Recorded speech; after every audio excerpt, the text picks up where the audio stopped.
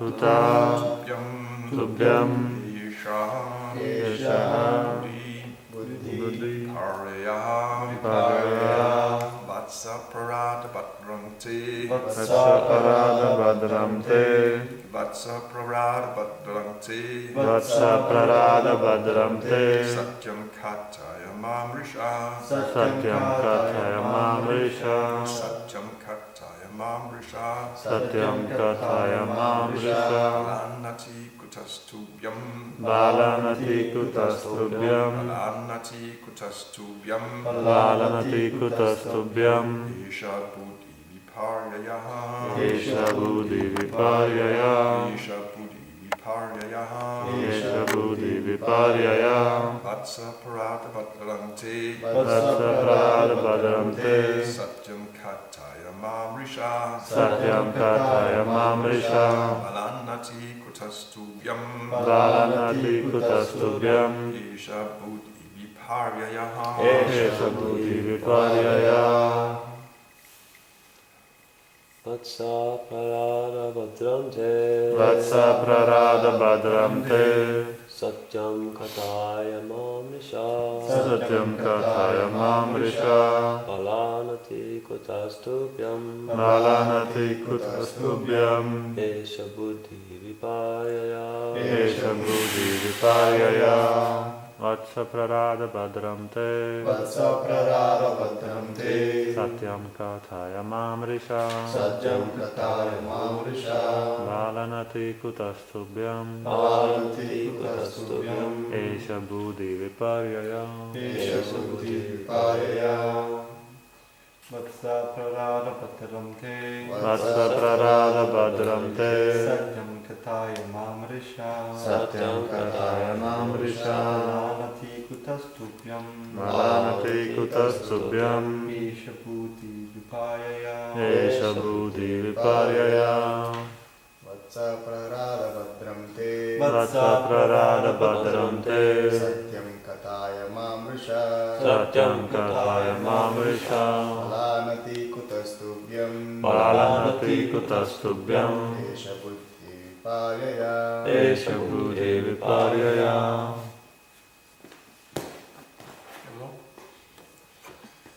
Vatsa Vatsa Oh dear son Oh dear son Prarada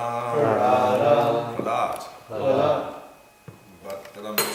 Badramte All blessings and good fortune unto you All blessings and good fortune unto you Satyam Satyam The truth the truth Kathaya Kathaya Speak Speak Ma Do not Do not Risha Risha Lie Alive Balanati Balanati Passing over the other demon boys Passing over the other demon boys Utaha From where From where Tubhyam Tubhyam Unto you unto you Eshaha Eshaha This Buddhi Buddhi of the intelligence of the intelligence Viparyayaha Viparyaya Pollution Pollution Translation Dear son Prahlad, all peace and good fortune unto you.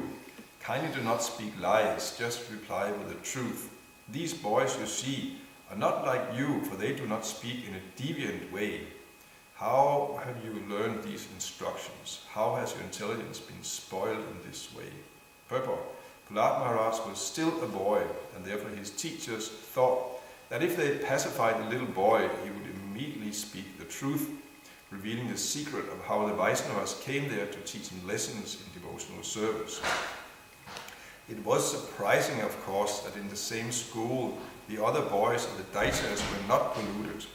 Only Prahlad Maharaj was supposedly polluted by the instructions of the Vaishnavas. The main duty of the teachers was to inquire who those Vaishnavas were that came to teach Prahlad and spoil his intelligence. Vatsa Parad Badante Satyam Kataya Mamrisha Balanati Kutastubhyam Esa Buddhi Viparyayaha. Dear son Prahlad, all peace and good fortune unto you. Kindly do not speak lies, just reply with the truth. These boys you see are not like you, for they do not speak in a deviant way. How have you learned these instructions? How has your intelligence been spoiled in this way? Om Agyana Timiranda Shah Vinandana Salakya Chaksunmritam Yena Tasmai Sri Gurave Namaha Mukham Karoti Vachalam Hangum Langaiti Grim Yat Kripa Taraham Vande Sri Gurum Dinatarinam Namo Vishnu Vadaya Krishna Pristaya Pujade Srimati Bhakti Vedanta Swami Namane Namaste Saraswati Devam Gauravani Pracharana Nirvishesha Shunyavadi Tashatadeshatadane Vanchakalpatarubhyascha Kripasinduyaevacha Patitanam Pavanebhyo Vaishnavebhyo Namo Namaha Jai Shri Krishna Chaitanya Prabhu Nityananda Shri Advaita Gadadhar Srivasadi Gaura Bhaktivinoda Hare Krishna, Krishna Krishna, Hare Hare, Hare Ram, Ram, Hare Hare. So, yeah, it's interesting here to hear or to see how demons are reacting to devotees. There must be something wrong with you. That's immediately it's like that. Why are you deviating? Why are you deviant? And yeah, we know this expression deviant. For example, I believe in the old Soviet countries, Russian, communist countries like that, communism like that. You had those who were communists and then those who were deviants. And those who were deviants were not just some, another opinion. We have our opinion. You have your opinion, and like that. No, actually, they were. It was much worse. They were something completely wrong with them. They had a deviant, something with the brain, and therefore they had psychiatric hospitals and like that, and medicating people and so on to somehow or other change their brain so they can stop thinking deviantly. And ultimately, if they cannot stop, then they're going to be killed. Because it's such an anomaly that it's like. If you have something on a disease on your body, and you can try to cure it in some ways, but ultimately it might be you have to amputate some part of your body. So the demons they think like that in relationship to devotees. We saw that also. I think it pretty much has stopped now, but it was started in Prabhupada's time. In Prabhupada he started preaching in America. It was a very open time because so much appreciation from all levels of society, not much resistance and so on. And but then as the Krishna consciousness movement starting gaining ground, then the demons started really becoming worried that this Krishna consciousness movement is going to take over. Even there was someone said that this Krishna consciousness movement is going to take over the government in 10 years or like that. It was actually, it was big in those days. At one point there was a survey was made, and 25% of the youth in USA, they stated that Hare Krishna was their religion, actually. And Hare Krishna was not even an option it was some kind of a survey, and you could put a mark if you're Christian, or if you're Jewish, or whatever, but Hare Krishna was not an option. It was just other, and then you could mark there, and then you could write what the other was. 25% of the youth, they wrote Hare Krishna there. So it was big, because where are they now? And it's not that everyone was a practicing devotee in that sense, but it was very, very well known, amongst the, in the hippie movement in America especially. And but then so Krishna consciousness was quite gaining a lot of ground, and then the demons became afraid and started launching a big campaign against Krishna consciousness, which Prabhupada had to deal with. And and of course the campaign was not like that actually, we have a better religion, and there's some, they didn't actually find out real faults with the Krishna consciousness movement. What was the accusation? Something wrong with your brain. Your brain has been washed. You've been manipulated. You have been hypnotized. You become a zombie, and now you've been completely manipulated by that. You are, and you've been brainwashed. That was when the expression brainwash came. And big propaganda like that, and I mean, it hasn't. I mean, if you actually look at it, there was no substance to it.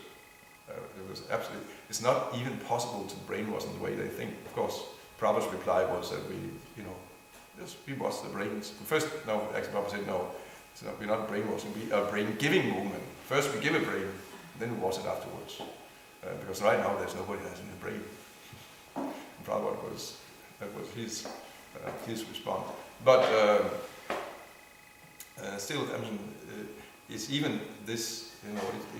It was even presented as something very, as a demonstrated fact that people are brainwashed, and there was some psychiatrists and different intellectuals and theologians, of course, and fanatical Christians and so on, and they were spreading this, and people start believing it's actually there, but actually, at the same time, it's not possible. You cannot brainwash people in that way that we captured some innocent person, and then 2 hours we manipulate him like that, and then afterwards he's a complete zombie and will do whatever we tell. I mean, if that was possible, the governments would be doing that all the time. They have the CIA or the KGB and so on. They would be doing that like anything if it actually was so easy, was so simple, so possible.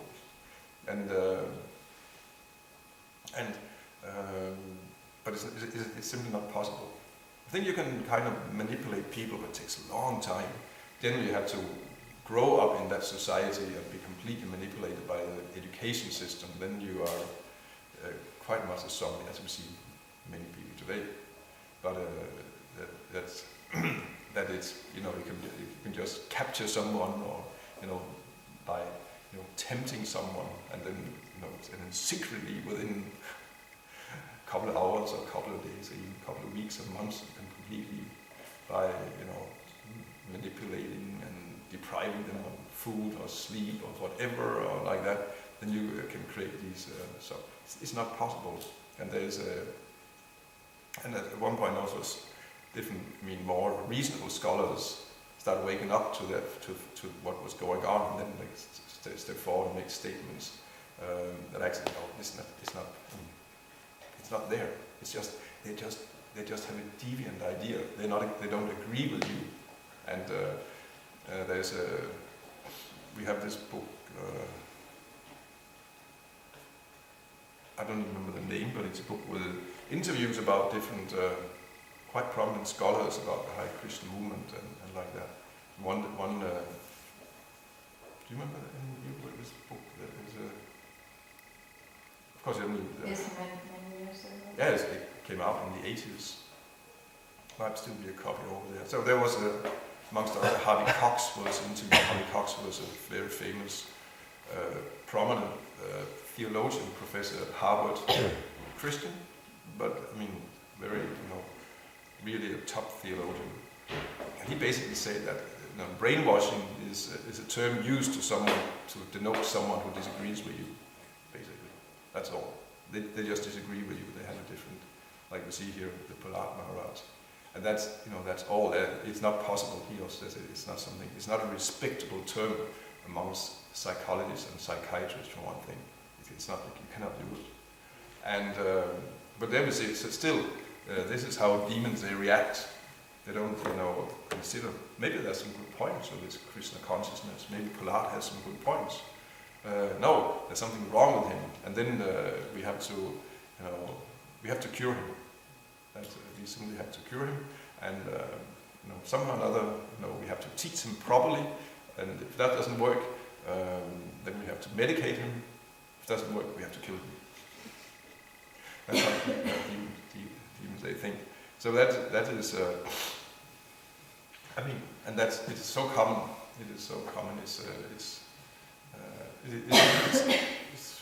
at least in the West we have that history. I'm sure it's probably a worldwide phenomenon with people who are narrow-minded, fanatical within their own, how they're raised. We hear that also when Haidas Thakur was captured by the Muslims, the Qazi and the Nawab, and also there they actually say, why are you deviating? You had this great opportunity that you were born in a Muslim family, and now you have you have converted to the ways of the Hindus, and we will not even. We consider the Hindus so despicable. We will not even eat rice offered by a Hindu. What to speak of becoming a Hindu? So how you become so deviant? It's abominable. And they say it's how can you to give up one's own religion that one was born into is abominable. You can never attain salvation by acting in such an abominable way. Then Chaitanya Bhagavat, the talk of the Nawabs and the Qazis to Haidas Thakur. So he got the same treatment. Even though they could just have looked, because if actually you look at it impartially, then Satanist simply has its qualities. Yashasti Bhakti Bhagavati Kintana Savai Gunas Tatra Samasate Sura. There's someone who is actually devoted to Krishna, develops all good qualities. You can just look at what are the qualities. But no, in this case, the demons, they don't see the qualities. They didn't see, the qualities of Haidas Thakur was so, everyone was, he was effulgent, and all his behavior was ideal. His character was, there was no blemish on his character. He was simply, because he was not sinful. Just that fact that he's not sinful is in itself a great accomplishment. Prabhupada would point that out, to those who criticize his devotees. Just look at them. They're not sinful. They don't eat meat. They don't have illicit sex. They don't gamble. They don't take intoxicants. Who else is doing that? Just look at that. Palena paratiyate. You should judge things by its fruit. It's just a tree by its fruit. Just see. This is the result of Krishna consciousness. They actually become sinless, pure. No one else is doing that. Someone may have so many, big educations and big professors, intellectuals like that, big education. But look at their character. For the most part, they are women, hunters, debauchees, alcoholics, drug addicts, meat eaters, of course, and completely selfish, without any good quality. Somehow or other, it's especially prominent in the intellectual world. Actually, decadence is even more widespread than in the common population. Often you find characters there who are much more degraded than the common average person. So Prabhupada is pointing that out, that someone may have good education, but where is the good character? It's not there. But here, see, these two, they have good character. And just look. You can look at Haidas Thakur, or look at Prahlad Maharaj. If actually they had cared to look, what is the fault of Prahlad Maharaj? He's peaceful, he's a friend to all, he's very tolerant, he's very kind, he's very satisfied, he's not naughty, very intelligent. There's nothing wrong with Prahlad Maharaj. But there's the big wrong. He thinks in a different way. He's a deviant. And that's,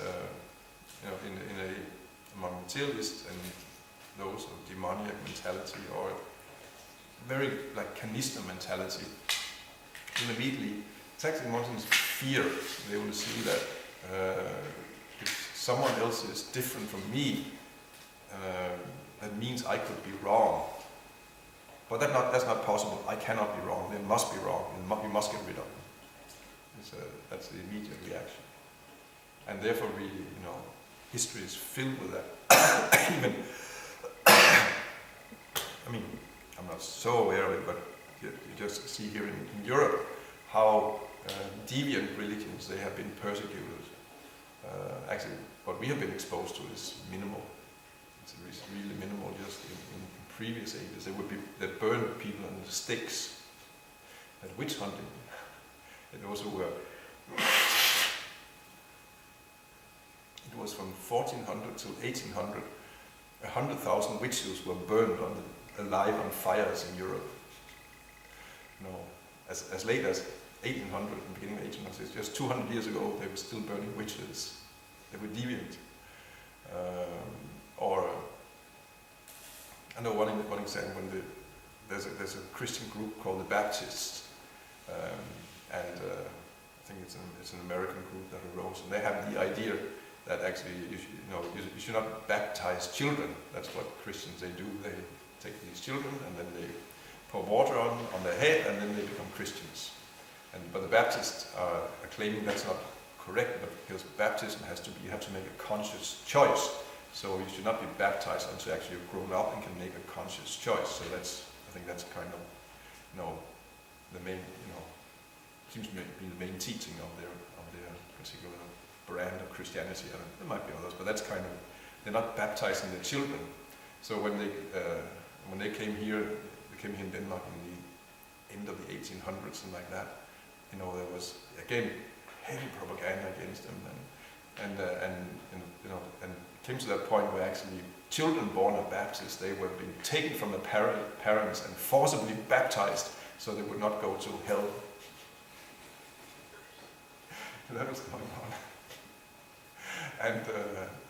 and they were considered, practically getting the same treatment as Jews are getting, and like that.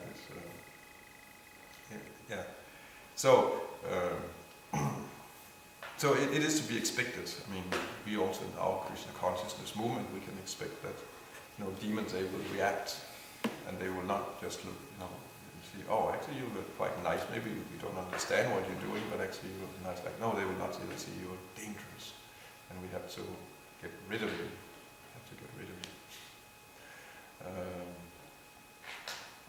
That is, of course, it has to be seen what happens. But when the Krishna consciousness movement starts to become big, also demons they come out, and we can see here with Prahlad Maharaj. And that's the only, because demons really don't have intelligence as such. That's what it is. So they cannot imagine that there's a different way of looking. As soon as someone actually has open to the idea, maybe there is a different way to look at reality and so on. Actually, it's a certain pious nature. There's a pious nature. They think, these ideas have even though it's sentimental and so on like that we should be tolerant. And it's also contradictory because ultimately no one is tolerant of everyone. It's even those who say we should tolerate everyone and everyone has a right to be here, but there's a limit, and generally the limit at least stops there when it comes to those who think that we should not tolerate everyone and everyone should not have a right to be here. Then those who say we should be tolerant, they say, but they cannot be here. Those we cannot tolerate. And also devotees don't think we should tolerate everything. Actually, we think demons are deviants and they should be killed. Or do we? I'm not sure. In a Vedic society, actually, they have their place. They can go to the forest and be hunters, or live secluded some. But in one sense, they will be allowed, and this, if they don't cause a complete disturbance, then okay, you can live like a hunter or some primitive demoniac thing actually. Because remember, hunters are, Prabhupada says in Bhagavad Gita, belongs to the demoniac species. For some, that's a kind of a very striking statement from Prabhupada in Bhagavad Gita. In 1620, I think it is. Isn't it something like that? Prabhupada writes there. Hunters belong to the demoniac species because we thought, well, back to nature. they're living natural lives. They are, they are living, just, actually like how we used to live all. We were all like that, and now everything has become so artificial, and actually it's all problems have come with all this civilization and rules and like that. We should just be like we were when we were hunters and back to nature and be free. I mean, some have this sentiment. The Prabhupada says very clear: hunters are demoniac. They belong to the demonic species. Civilized human beings. Human beings are meant to be civilized. It's actually natural. Back to nature for human beings getting down to become civilized. It's humans' nature to be civilized. It's the soul's nature to be civilized, actually. You have to understand what is natural. Natural is actually spiritual nature. And it's real natural. This material world is completely unnatural. You cannot base our idea of what is natural on, based on what is here in the material world. It's completely unnatural. Therefore, we have to look at what is spiritual nature. And spiritual nature is, it's based on the spiritual world, and everything is very cultured, very civilized. And human beings also, we meant to be, it's natural for us to be civilized and cultured. That's back to nature for human beings. Or, just like, some have this idea, back to nature means you just throw off your clothes and run around naked, then we are natural. But that's wrong. No, natural, because the body is not natural. This body is not natural, and being absorbed in the body and identifying with the body is not natural. Therefore, human beings dress in a way whereby we give up our identification with the body, actually, and so actually we can identify with the soul. That's natural. That's why in human society we dress, we dress civilized. We cover our body. Otherwise, that's natural. It's natural. We are in an unnatural condition, and we have to take the cure to become become healthier, come back to our natural state. And part of that is being civilized. Part of that is covering the body, dressing ourselves properly, and so on. It's part of it, and that's actually natural. I don't know about you. For me, that was a great revelation when I started reading Prabhupada's books. Oh, that's what, and it makes complete sense. I accepted it immediately, but I must admit, my value system turned around 180 degrees. Because I was not running around naked. I was too shy for that. But I thought that actually it should actually be like that. But somehow or other, still some instincts, civilized instincts were, I can't say that, could not bring myself to that point.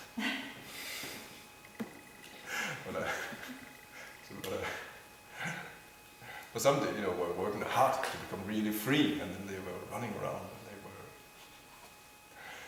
and then to be natural. But it just led to complete degradation, and it's not. I don't know if it's, in one sense, it's not so prominent. Even I read that it's, in those days, abortion was very. When that was launched, it's just freedom. And and no one can tell us that we should not have abortions and like that. Actually, and that was very much in the movement in the 70s and 80s like that. It actually changed today. Women are embarrassed about abortion. At least they're silent about it. Those who have it, they don't speak about it. And there's actually much more awareness that actually there's some ethical considerations. I just read that a few days ago. There's a survey being made like that. Even that is. It's not someone on a barricade. Yes, I can have, I just want a limited sex, and then I want, and I don't care. I'll take as many abortions as it will be. I don't care. You cannot actually